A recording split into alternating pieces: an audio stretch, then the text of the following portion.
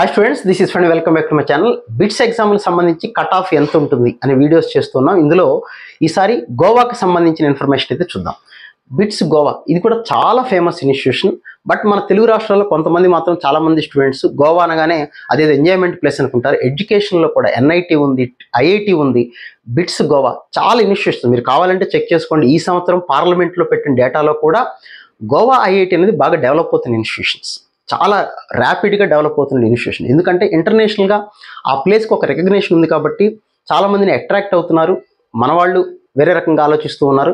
కానీ ఇంటర్నేషనల్గా ఉండేటువంటి వాళ్ళు ఆ ప్లేస్కి ఉన్న ఇంపార్టెన్స్ తీసుకొని ఇక్కడున్న పెద్ద పెద్ద ఆర్గనైజేషన్లో జాయిన్ అయితే మనకి ఇంటర్నేషనల్గా మంచి కంపెనీస్లో ప్లేస్మెంట్స్ వస్తున్నాయి. కాబట్టి ఈ గోవాలో కూడా మంచి ఆర్గనైజేషన్స్ ఉన్నాయి. మీరు డెఫినెట్గా వెళ్ళొచ్చు, జాయిన్ అవ్వచ్చు.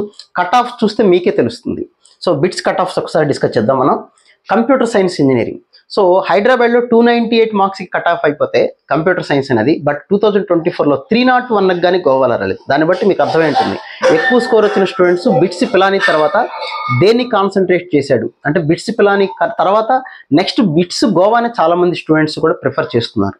సో 301 మార్క్స్ వచ్చిన వాళ్ళకి అంటే ఈ సంవత్సరం 305 వరకు ఉండొచ్చేమో కంప్యూటర్ సైన్స్ బ్రాంచ్ అనేది. అలాగే మ్యాథ్స్ అండ్ కంప్యూటింగ్ ఇది కొత్తగా అన్ని చోట్ల పెట్టారు, పిలానీలోను, హైదరాబాద్లోను, గోవాలోను. ఈ మ్యాథ్స్ అండ్ కంప్యూటింగ్ ఇది 295 మార్క్స్కి వచ్చింది. ఈ సంవత్సరం 300 వరకు కూడా వెళ్ళొచ్చు. కంప్యూటర్ సైన్స్కి దీనికి పెద్ద తేడా అయితే ఏముండదు.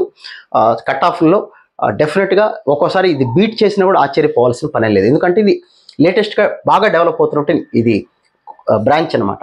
అలాగే ఈసీ ఎలక్ట్రానిక్స్ అండ్ కమ్యూనికేషన్ అయితే 287, ఎలక్ట్రికల్ అండ్ ఎలక్ట్రానిక్స్ అయితే 278, ఎలక్ట్రికల్ అండ్ ఇన్స్ట్రుమెంటేషన్ ఇది హైదరాబాద్లో లేదు, 270 మార్క్స్కి అయితే కట్ అయింది. బీఈ మెకానికల్ 254, కెమికల్ అయితే 239, బీఈ సివిల్ లేదు, ఇక్కడ మ్యానుఫ్యాక్చరింగ్ కూడా లేదు.